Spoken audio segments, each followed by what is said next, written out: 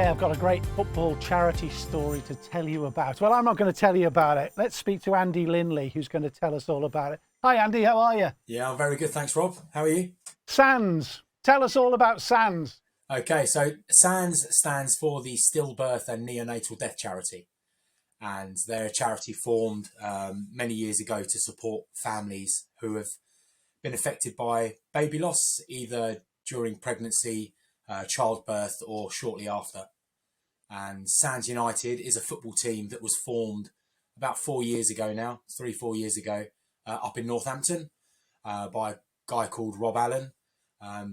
He he saw the ability that football has in order of bringing people together, offering a distraction, offering an outlet, if you like. That kind of made it into all of the media outlets. What he'd done, getting 16, 17 men together, all for the same purpose. And from that was born SANDS United, and I think we're up to about 30, 35 teams around the UK at the moment. You're operating out of the Brighton area. Do you mind me asking how you suddenly are involved in SANDS because of your own personal circumstances? Yeah, so in 2014, my wife and I lost our son Dexter. At the time, like most fathers, most men out there, all of the attention, all of the care, all of the support, quite rightly so, was geared and pointed towards the mum, getting her through an absolute heartbreaking time. And then for a couple of years after that, those around me could see me declining. They could see me withdrawing into myself. They could see the impact that losing Dexter had on me. I couldn't.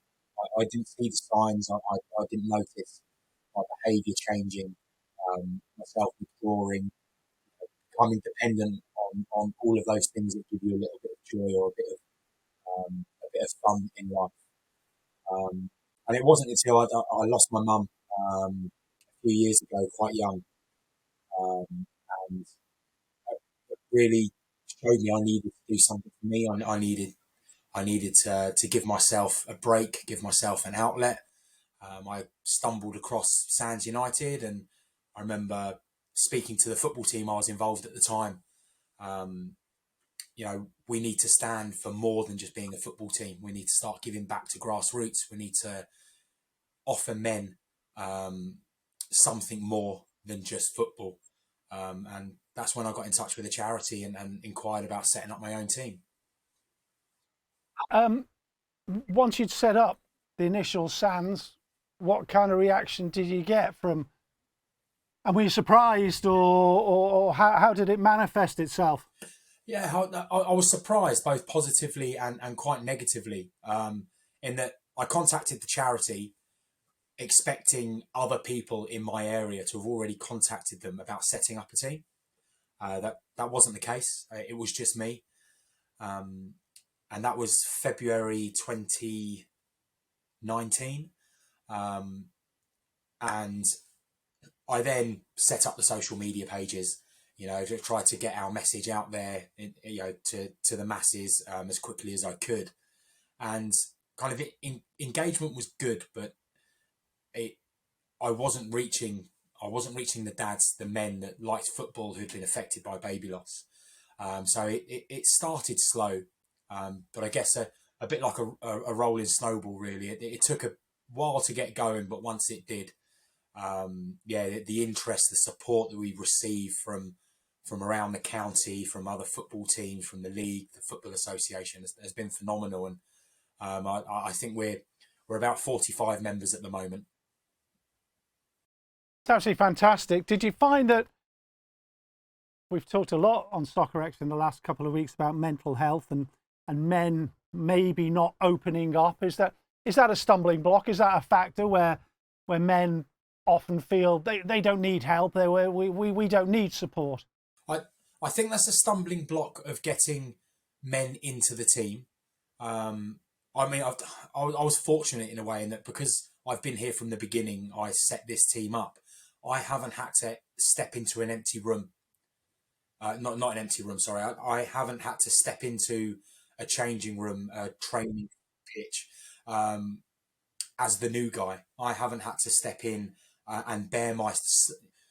Not that we're a therapy session. We don't expect people to come along, stand up in a circle and say, hi, my name's Andy and I'm a bereaved father. But I appreciate sometimes the effort it takes to get out of the car once you get there, to then walk, onto the pitch or into the training hall, and say, hi, I'm here because of you.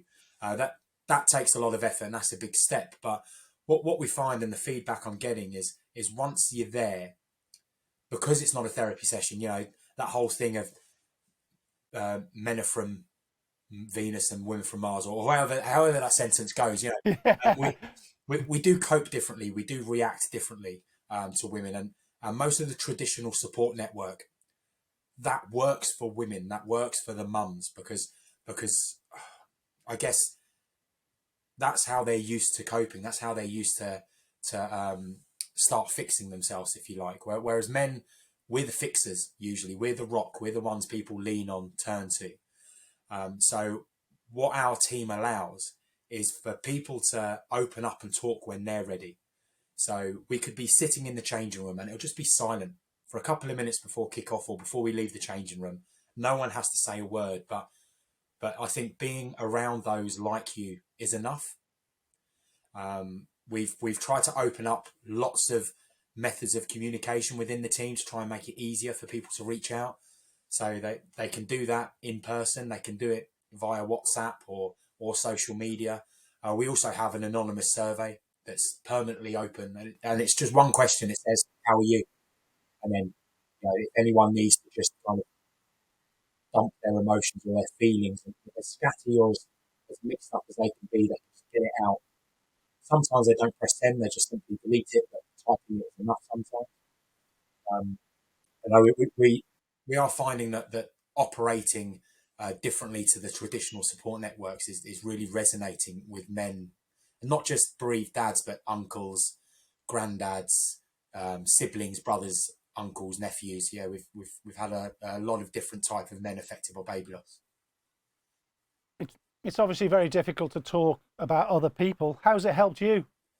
It's helped me more than I thought it would, or more than I could ever have imagined. Very recently, I asked a couple of the dads in the team to help us raise awareness via social media and share their stories. For some of them, they share very openly and quite honestly. Others, it was their first time that they've ever done it. It was my first time, really. I shared a photo of me and my son. It's the first time I'd ever done that. What this team has allowed me to do, I don't know if you can see, I have my son's name under my back. Brilliant.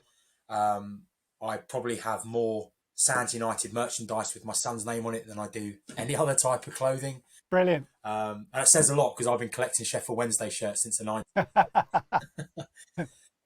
Fantastic. Yeah, and it allows me to talk about my son. I can say my son's name, Dexter.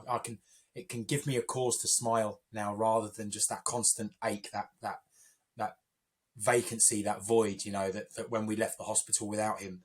Now I'm able to fill it somewhat with what we're doing at SANDS United and what I'm able to accomplish in his name. I've got to ask you, do you still go through the same anxieties and angst and situations that other football teams do when you go, hey, why am I not playing? And I'm not playing left wing this week. Or, hey, you didn't pass to me. I'm hoping there's still a bit of that, is there? Yes, yeah. With the types of players and the personalities and stuff we have in the team, we have that one uniting factor that we're all there for the same reason. And we're very much a participation-based team rather than performance-based. What we've found, though, over time is it's a lot easier to enjoy what you're doing when you're winning. It's a lot harder to keep motivation, engagement up when you're losing. So ultimately, the first people that are picked for the team, say this Sunday, for example, it's Dexter's angelversary. So we're playing for Dexter. Also, Baby C, who's the baby of our goalkeeper, and Jacob, who is one of our sponsors' sons as well. One of the main reasons we got together with our sponsors. those that have to play do play. So myself, I'm one of the first names on the sheet. Anyone that's reached out during the week to say that they're struggling or they could really do with some minutes this week, that they're up there. They're one of the first names on the team sheet. Then we have a very, very robust rotation policy in place. And that if you were dropped or missed out last week, you're definitely involved this week. But it's driven our managers crazy over the last couple of years. I don't think we've had the same back four play 2 games in a row. Oh, brilliant! Hey, do you know what, Andy?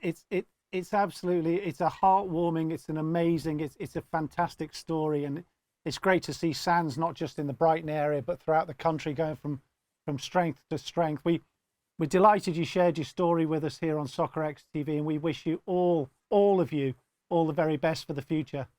Thank you, and thank you to you, but also Soccer X. They've been a massive supporter of SANDS United and the charity, and they've really given us a platform to help us break the silence around baby loss and raise awareness of the teams and the support that's out there. So thank you to you and to the team as well. This has been brilliant.